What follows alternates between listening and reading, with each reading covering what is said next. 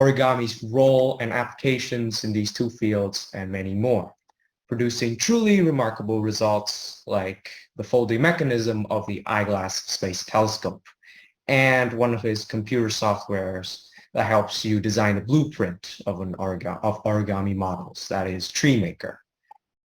So, Doctor, you earned a PhD in applied physics and even worked for NASA. And yet, we're here talking about origami. So, can you tell us how that transition from a physicist to an origami artist happened?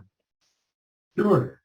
I should note that I've actually been doing origami much longer than physics. I started origami when I was a small child, and it was a hobby my whole life. But I never thought of it as something that would be a career.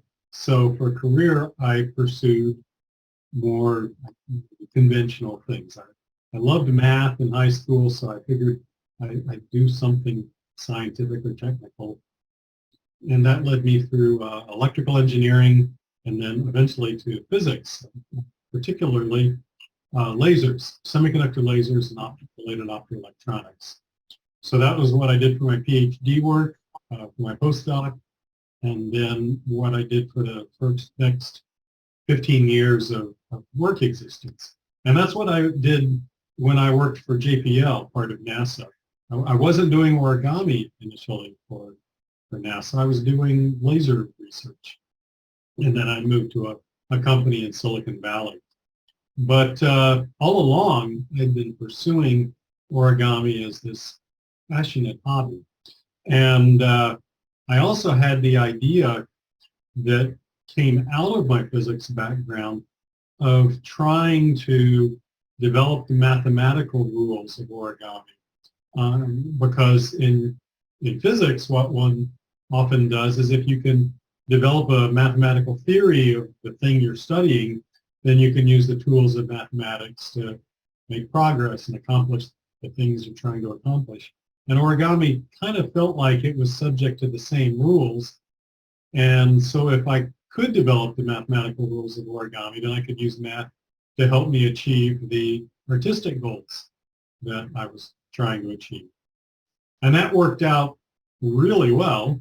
It helped me become pretty successful in the world of origami, which is still a pretty small world. But also then led me to the notion that I wanted to write, once I developed ideas about how to design my own origami, I wanted to teach those methods to other people so that they could design their own origami. And that was the thing that inspired me to put my physics life on hold while I focused on writing a book, which became Origami Design Secrets. And then while I was doing that, I started following up on opportunities and leads in the world of origami that I've just never been able to pursue, and leads to create a full-time career in origami. And so I just never really went back to business. But the interesting thing is that I found within the world of origami, there were some really tough, mathematically meaty technical challenges, so that I ended up in working in origami math and engineering, solving problems that were as interesting and challenging in the world of math as the things I had been doing in physics.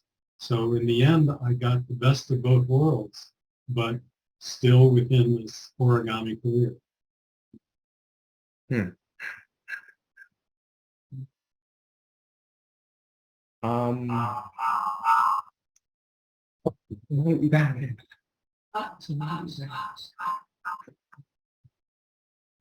So it was along that process, so that you said that you liked math ever since high school and you tried to pursue more conventional careers. And you also said that you had the idea of combining math and origami. And was that a sudden realization or did you realize it through a long process of working? I think it was more a gradual realization. Early on in my origami designing, although some of my designing, especially when I was a kid, was just trying things and seeing what happened. But when I would observe what happened, I realized that there were what you might call regularities or patterns that came up over and over, and concepts like if you used a certain amount of paper to create one part of a model, that paper was no longer available to create a different part of the model. The paper that went into the legs you could no longer use for the arms. And so that's a very kind of a crude or a broad sense, but I realized after a while that I could sharpen those ideas because when I was creating things that had arms and legs and wings, the amount of paper that was needed was roughly circular, and if I could use sort of circles to map out how much paper I needed for all the different arms and legs and wings. And now that we're talking about circles, these are geometric shapes, are kind of flirting with mathematics. And then as I went further, I realized you could sharpen that, you could actually describe that concept by an equation, by equations. If the concept is that that the centers of the circles can't get so close that the circles overlap, you can actually turn that into an equation on the coordinates of the points of the circles. And so I realized if I could write down the equations that describe the layout, then I could solve the equations using existing math. And in a way, it was I'd say almost a way of being lazy cleverly, in that by using clever ideas, I can save myself a lot of effort, and that's the lazy part. And so that was what I did with math. By turning things into equations, I could solve the equations and then achieve goals and go through design steps that I would have done before without using math. But by using math, it was faster and easier. But this wasn't a single blinding insight. It was more a series of greater and deeper revelations and understandings that occurred over time, and to be honest, has continued throughout my origami career.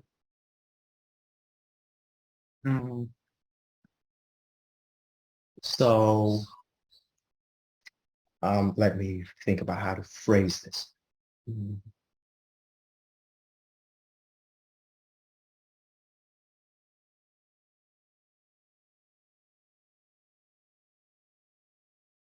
So I think that you using math applying to art, in particular origami, is going to be a novel idea for many, many people.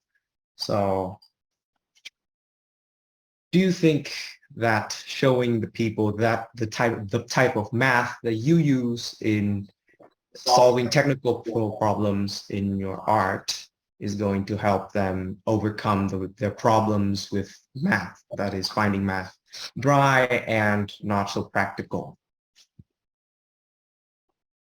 Well, I think it can play a part in overcoming that problem, not really on its own, because origami, the math of origami, origami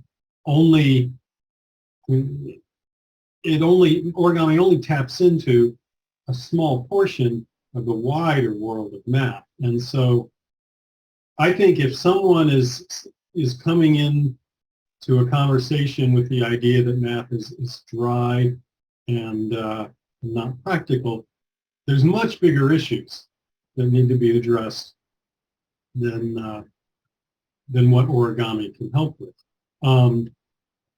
Because, and I would guess the thing to get people over the hurdle perhaps is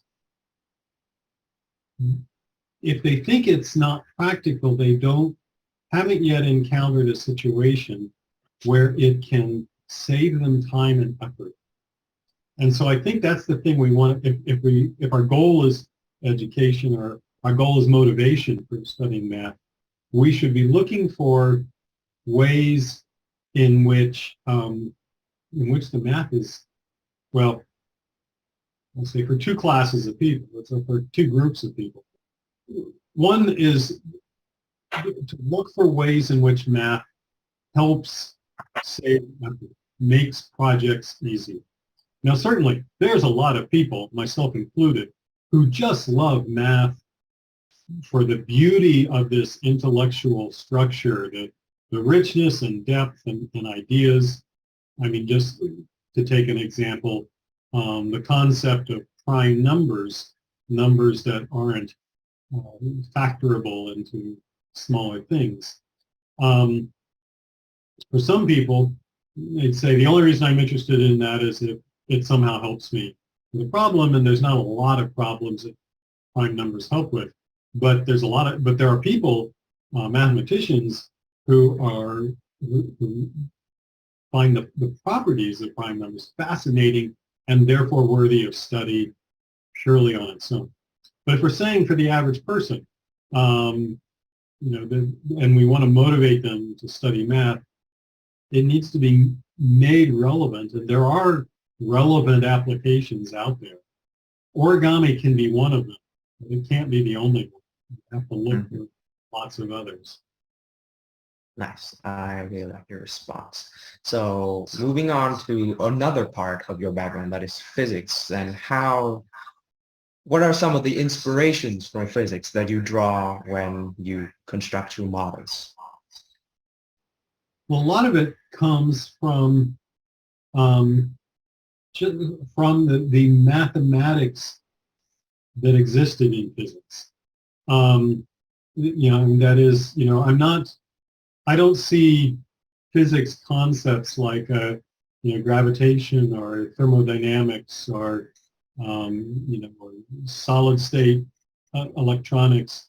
Those concepts don't really play into the origami, but the mathematics that are used to describe those concepts very much play a role in the origami.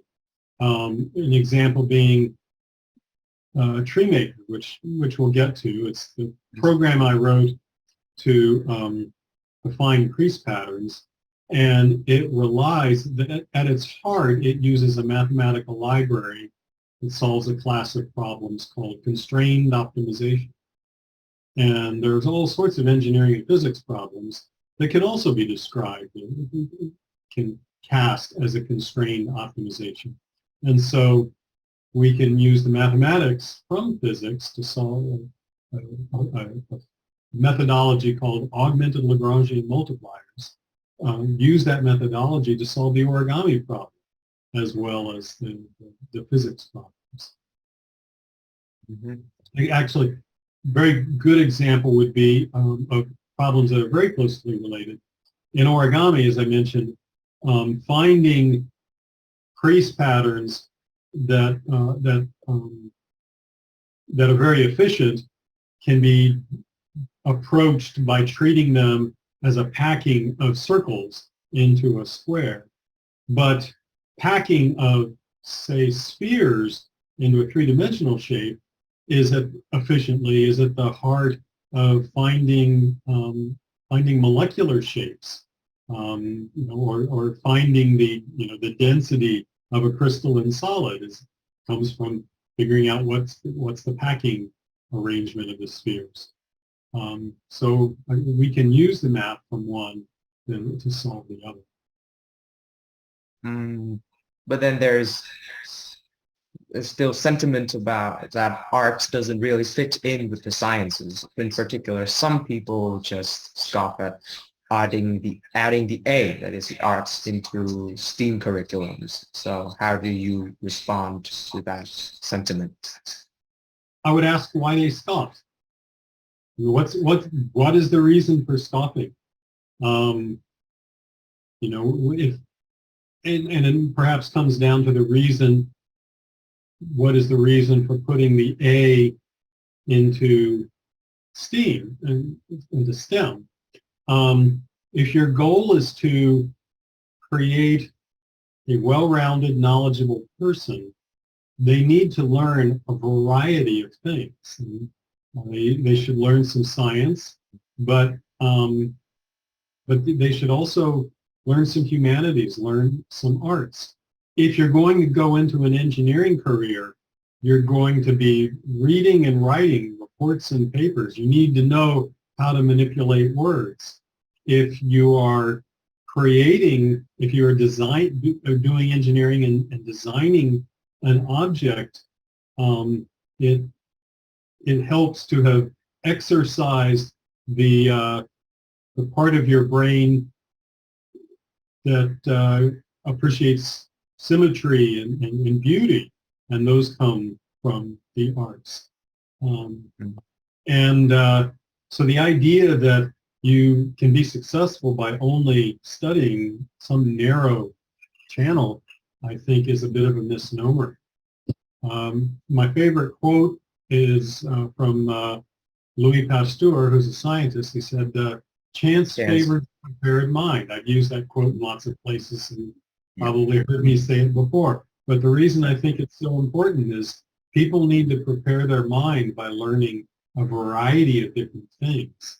And when you have experience with a variety of different things, then you'll have the tools to recognize when an opportunity comes along that draws upon some of those things you've learned.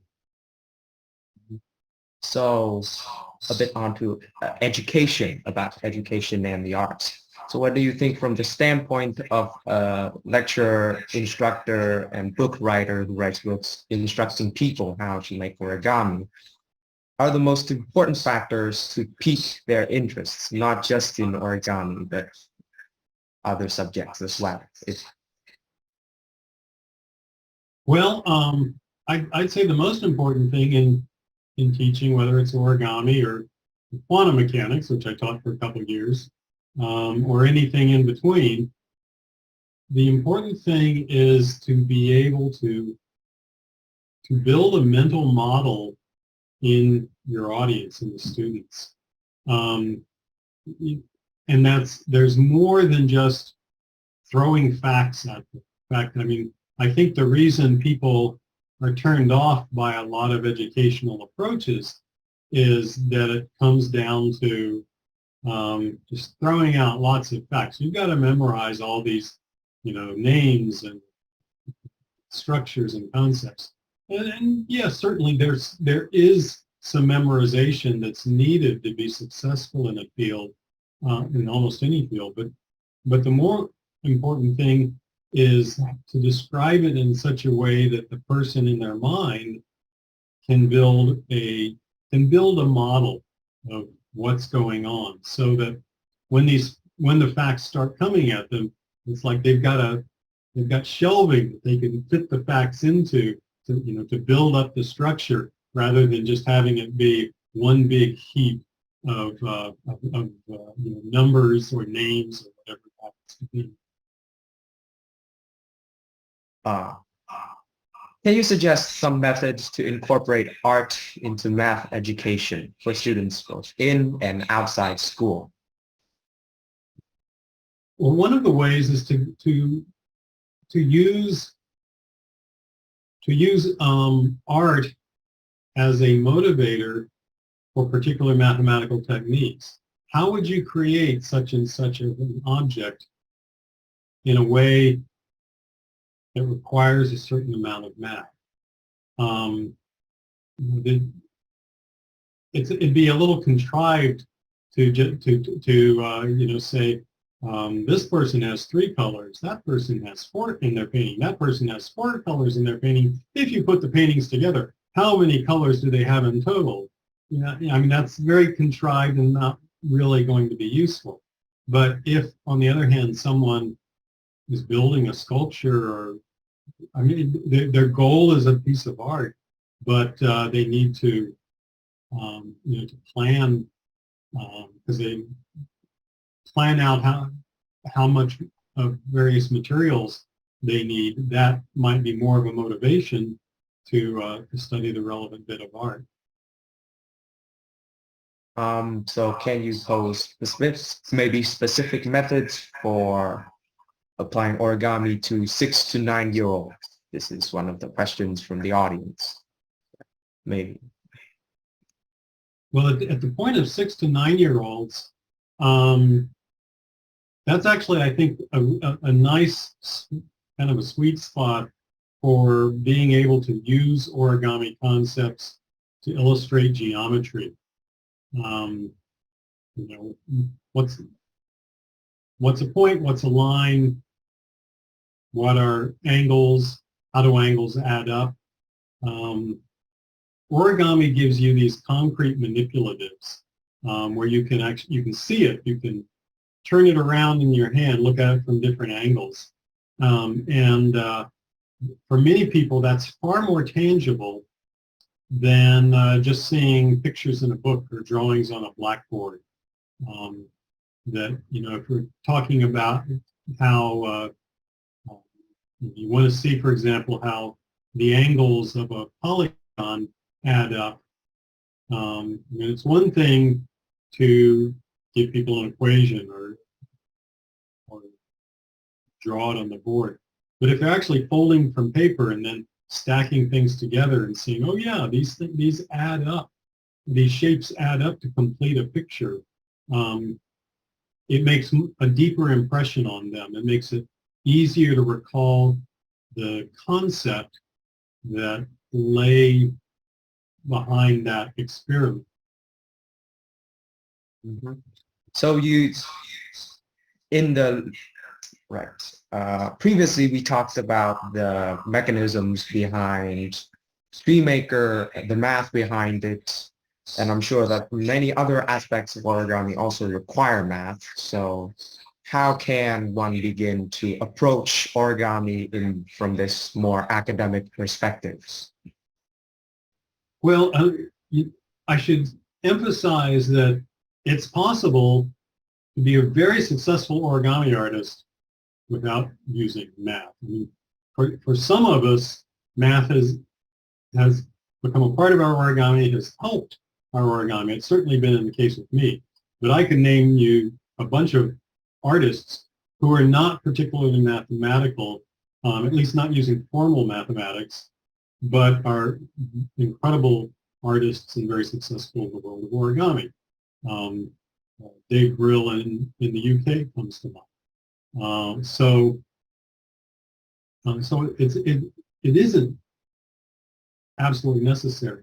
But for certain types of origami, and especially when we start getting into applying origami to engineering problems, the math then does become necessary.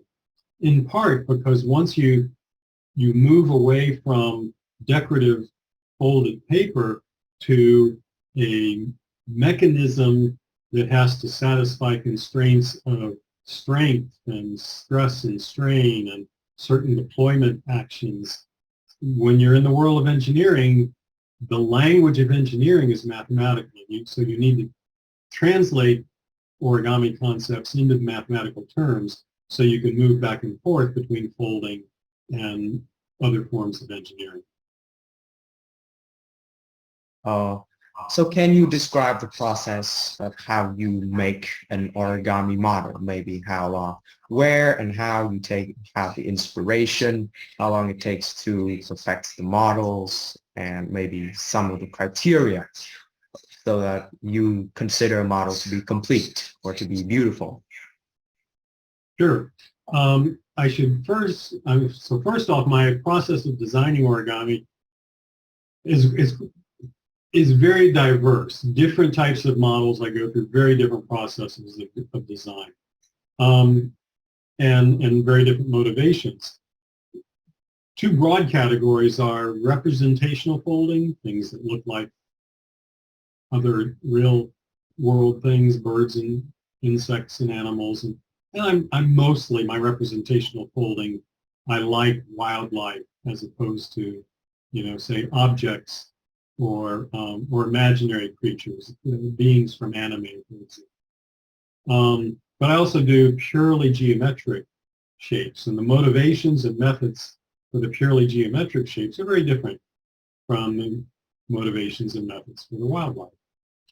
For the wildlife, the motivation very often is that I want to capture in folded paper the emotional impact that the real creature has on me. And hopefully will have that same impact when other people see my folded animals and the like, that they'll get some of the same emotional feeling that I get when I see the real life animal, what I'm trying to get from my own origami. So that's it's kind of the motivation. And then the methodology varies a lot with the subject. There are some subjects that don't need a lot of design work because they're not terribly complex. I love doing birds. I've done a lot of birds, and birds can be fairly simple shapes. If they don't have their wings out, you're not trying to get a lot of feathers. There's not a lot of technical challenge to it. It's very much an artistic challenge. Can you capture that sort of rounded, rounded fluffiness of the bird, but with these delicate little features like legs and beak and the like. And so for those, I don't do a lot of planning, but I do a lot of experimentation of trying different folding techniques and seeing kind of what the visual impact is. On the other hand, if I'm doing an insect, spider, something like that, there's a lot of design work there. I'll spend days, sometimes many days, doing designs on paper, drawing designs on the computer, looking for both getting all the structure that I know I'm going to need, the legs and the wings and horns and antenna and whatever else I'm trying to build in, but also because I know it's going to be a very complicated fold, striving for a fold pattern that is not going to be so complex or tedious that I don't want to fold it. So find something where the fold pattern has a lot of symmetry in it that will make it relatively easy to fold. And as a side effect, that also very often makes it beautiful. It makes the crease pattern beautiful because that's another aesthetic value that I put into the design. So how can we move from learning from step-by-step diagrams to creating, to even reading from crease pattern alone, or in other words, how to move maybe from copying models to creating models, like maybe based on your personal experience. You've had experience with origami ever since 6th, and maybe how that can you tell us more about how that transition of yours happened?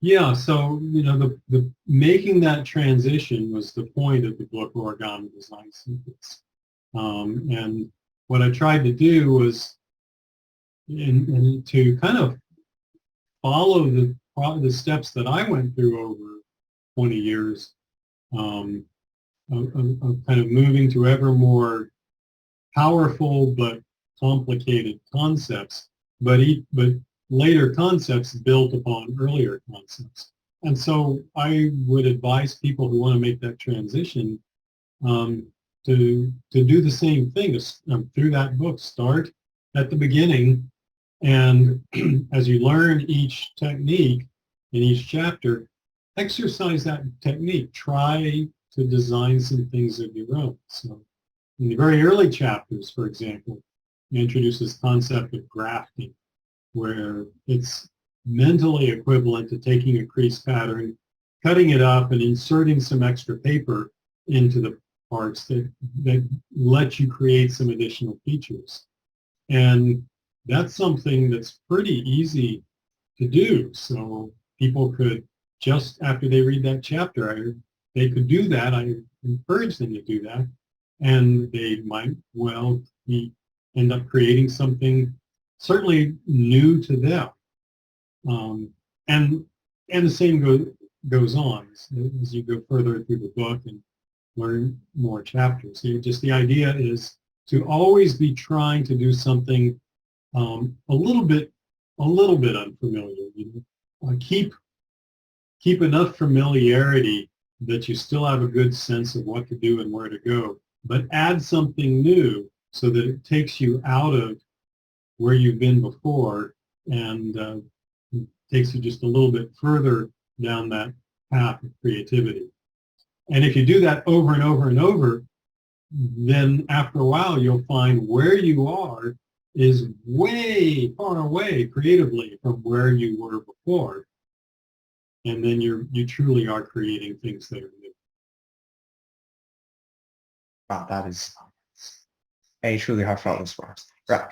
So you have lots of experiences and interactions with the origami community. So what do you think what are the best ways to connect to other origami enthusiasts, online and offline?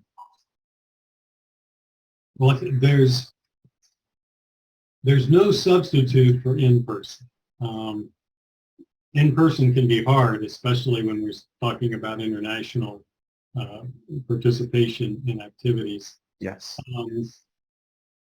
For myself, I had not met another person who did origami until I was in my 20s. So I'd worked completely from books as a kid. And so just for me, the first time I went to an origami convention and was surrounded by 100 other people who engaged in this passion that I had was a revelation.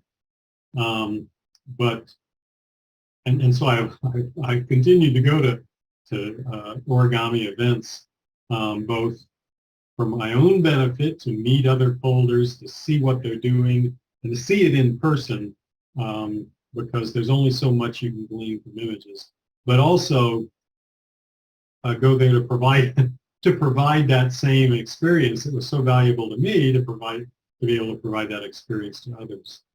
Now, where we are now with the internet, with Zoom that we're all on, Yes, is incredible, and so offers many more opportunities for people to meet other folders. And so all I can say is we've now got these incredible tools for meeting other folders. Make use of them. So there are online origami events, teaching events, events all around the world. Origami USA does online classes. There's the Origami World Marathon. It has a series of online classes. There's lots of opportunities to take classes and see what people in other parts of the world have done. And that's the thing I would recommend to people, is to explore and see what other people have done. You can admire it, you can get inspired by it, and get ideas of things you can incorporate in your own work, not ideas that, oh, I want to copy what they've done, but rather there's some aspect of what they've done that I haven't thought about, and I might be able to use that in a different way in my own work. So you have a lot of interests, both in the math, the sciences, and the art, origami. And you made a career transition. You moved from the sciences to the origami. Of course, you didn't abandon science fully. You still combined the science in a lot of aspects of your models. So do you have any advice for those who wish to move from the more conventional career paths to a pursuit of art? I do. And one of the things is a caution, because you can look at people who are successful origami artists, myself, Joseph Wu, Michael Lafosse, Nicolas Terry in France, Tomoko Fusei in Japan. All these people are successful full-time origami practitioners, artists, and the like. And we're all different. And you can't, so my caution is not to say, I want to be like that person or that person, because in a way, each of us who already exists are the best exemplar. I mean, we fill the niche that we fill. So you shouldn't be trying to aim for our niche, but rather you find your own. And for that, it's going to take a little bit of exploration of seeing what's the combination of, what people will pay for, what people are interested in, and also what really turns you on. So you end up, doing a version of origami that you love, as opposed to, maybe a version of origami that you don't particularly like. To give just one example that was for me, I know I have friends who do a lot of presentations to birthday parties, kids groups. They go in and teach, and they do a really good job of that. They make a good living at that. But that's not something that works for me. Other things work for me, and so what works for them doesn't work for me. But what works for me probably wouldn't work for them. They're, not interested in delving into the mechanical engineering aspects of linkages and mechanisms, for example. So the advice is to look widely for opportunities and niches, and don't try to select a narrow path early on, because you probably, if you are successful, you're likely going to be successful. You're more likely than not to be successful in a way you didn't actually anticipate early in your planning process. Yeah, I can see that in your career path as well. So recently there has been contentions about the current development and the future of AI art, about how that. But when I look into the development of the contemporary origami, how origami moved from having to use existing bases to that you can create your own base based on what you have in mind, I found the presence of the computer program, in particular TreeMaker, was pretty early on. It even predated some social media now. So when you were in the early stages of developing the software, so did you ever think about the possibility of technology replacing that spark, that life from artists, the creativity of humans? So, and what do you, okay. Yeah, so I didn't think of technology replacing the spark, and I don't now, and I don't think it ever will. What technology is or can be is a tool to assist an artist. And I should emphasize that even the notion of computer-assisted origami design is much older than TreeMaker. Back in, I think it was the 1970s, there was a researcher named Arthur Appel who programmed an IBM mainframe to come up with fold patterns as a way of generating art. And he did, and they were then evaluated by humans as to say, that looks good, that doesn't. But they said some of what it generated people thought was sufficiently artistic. But in no case, in Appel's work, in my work in TreeMaker, and what people have done who have taken we've taken computer-aided origami design to the next level, things like BP Studio by Musun Sai. The technology is not creating the art. The technology is a tool that enables the artist to create their art faster or more efficiently or more precisely than what they are after. Now, all of the tools that people have used up to this point, Appel's work, Tree Maker, Tomohiro Tachi's Origamizer, Jun Mitani's Oriribo, BP Studio, and the like. These are all tools that take a description in some way, or a concept from the artist, and help the artist realize that concept. That's different from what's hot right now, which is generative AI. Things like Stable Diffusion or Midjourney in the imaging processing world, or the large language models like ChatGPT and the like in text-based world, where the computational tool is creating is creating images from usually very little in the way of prompts. And I could foresee an origami version of that at some point. I've been raising these sorts of questions about origami the same way that they are currently raising the questions for image generation or text generation. But it's a long way from that now. And part of the reason is that all of the generative AI, for them to perform their function, they need a huge amount of training data. And that training data for images, there's millions of images that exist and are labeled with what they are and so forth. Billions of words of text that are used.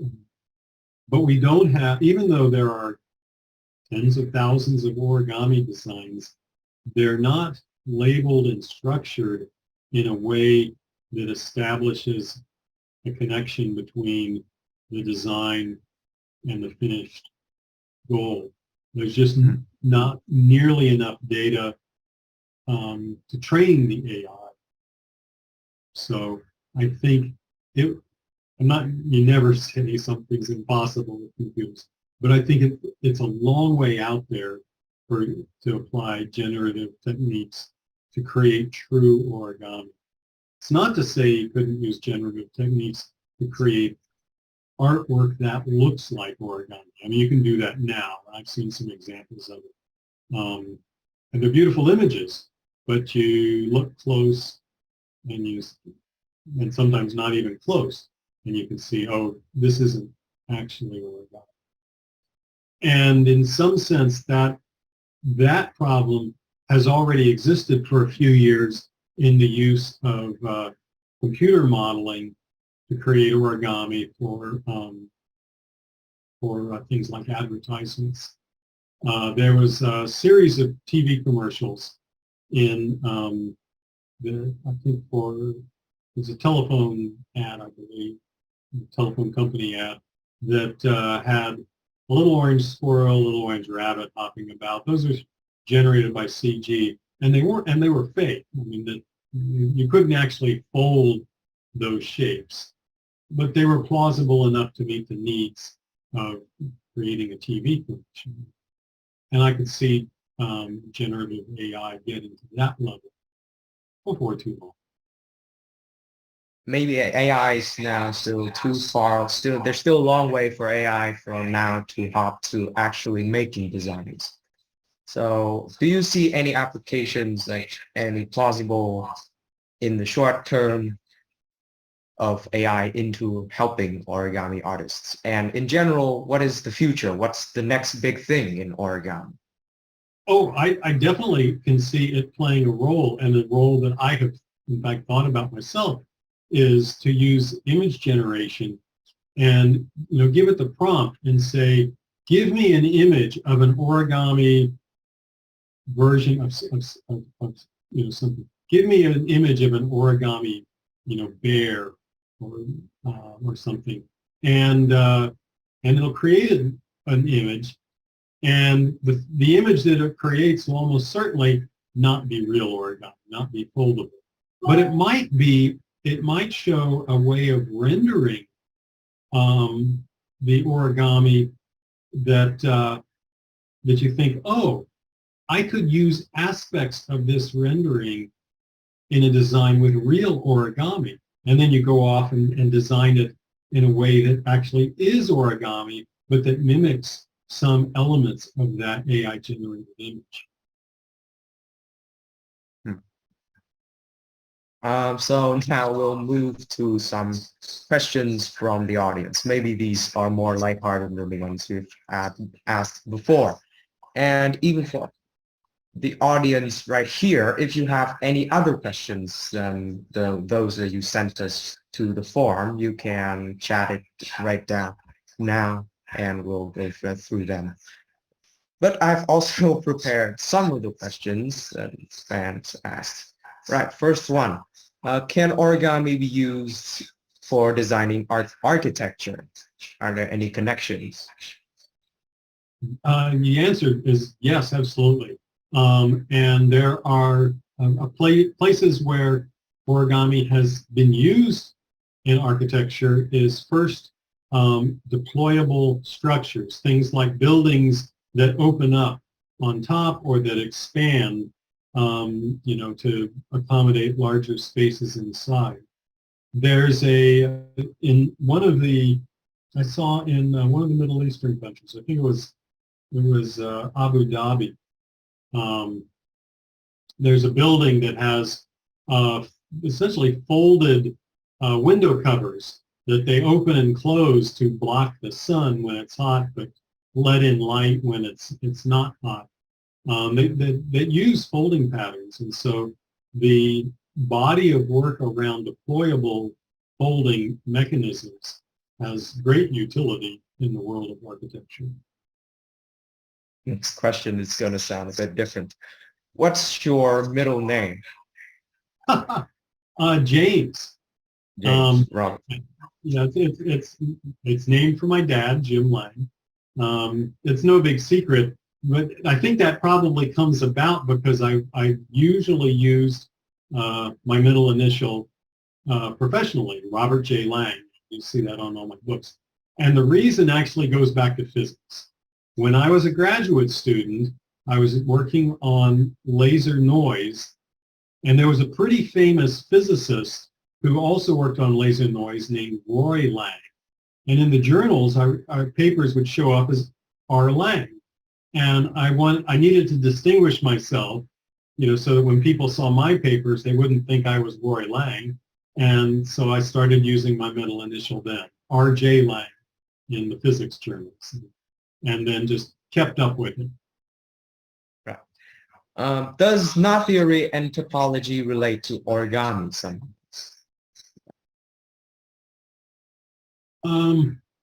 I haven't seen, if you look hard, you can almost always find a connection to some mathematical theory. There's not a lot of connection from knot theory, but there is some because there are modular origami structures that that are interlocked, interwoven structures. Probably the most famous is Tom Hull's 5 intersecting tetrahedral. So there's going to be origami modular structures that probably emulate various types of knots. And in fact, that might be a pretty interesting area to explore is developing origami versions of famous knots. Can you close your eyes while making origami models, even simple ones? Have you ever tried that? Oh, to fold it while you mean just not watching? Yes. Yeah. And well, when I was preparing to teach, I was working on a project where I was going to end up teaching blind people origami using oral only instructions.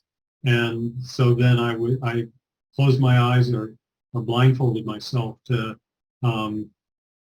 first to fold the object so that I'd know what they were experiencing, and then develop the words, and then figure out how I was going to describe what to do so that it would work for those people.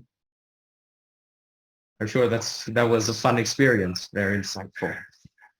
Which origami artists are currently drawing your attention and why? Oh, let's see. There's, well, one is Beth Johnson, who I just love her work because every single piece she does is this sort of crystalline nugget of origami perfection. She uses just the right amount of technology, of sort of technical folding patterns, but they're not overwhelmingly technical. There's just the right amount. They're balanced. They're artistic. They're aesthetic. So I just love her work.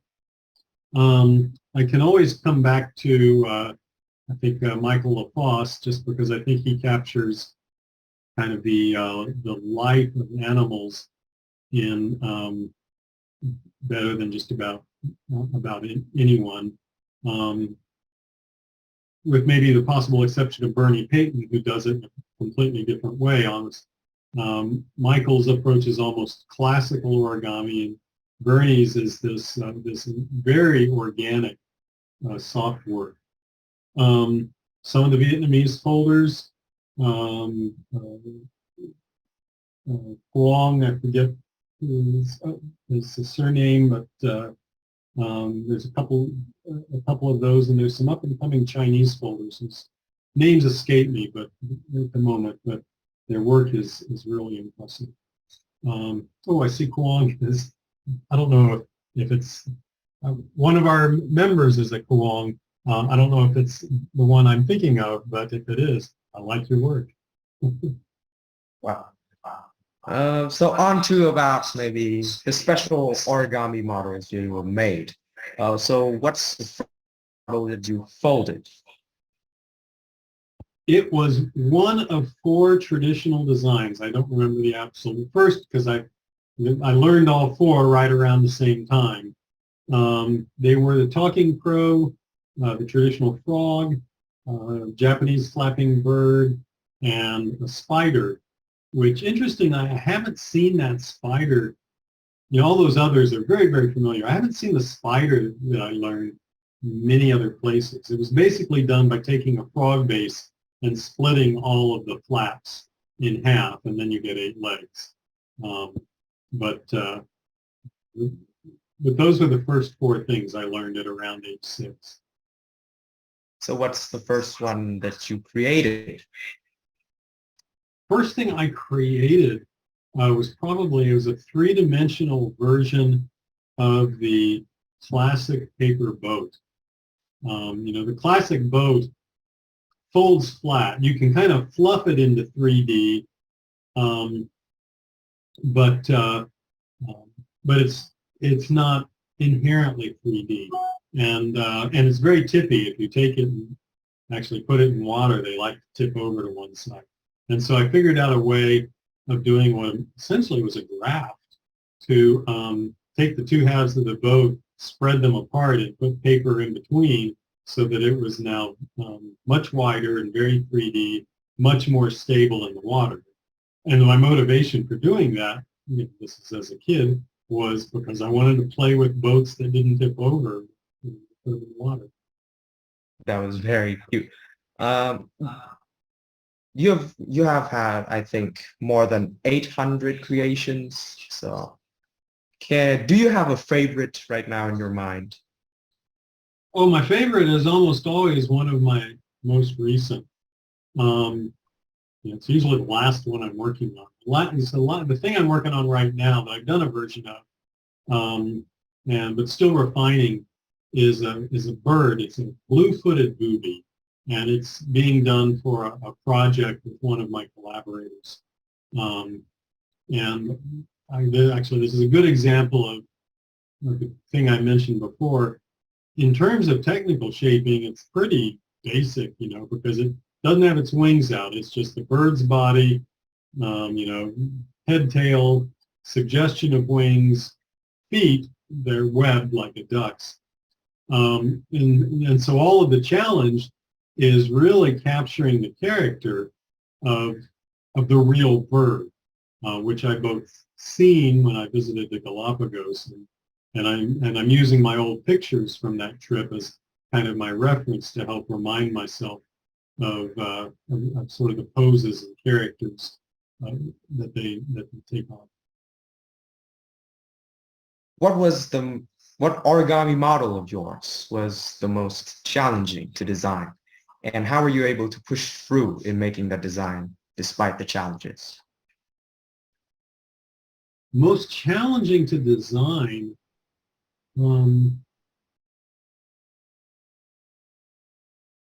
there's a lot to choose from. I'm just going to sort of pull one out of the past. I don't know if it's truly the most challenging, but it's pretty challenging, which was one of my samurai helmet beetles, the Kabutomushi, or scientific name Alomarina dichotoma. It's the famous Japanese horned beetle that has kind of 4 horns on its, curving up on its head, and then 2 little tiny horns on its thorax. And that's that subject has almost become a rite of passage for origami designers. Everyone has to come up with their own version of the Kabutomushi. But what was challenging was trying to get sort of the 3-dimensionality of the body, the right position, the good position of the horns. And for this particular design, they have little spurs on their legs. And I wanted to get those spurs pretty accurately because I felt like they added a lot to the character. And so I did a lot of versions of the design, probably. Well, I lettered my designs, and so it was, I think, up through A through J, or so that many different tweaks of the design, and folded most of them. I pulled one and then say, oh, I can change it.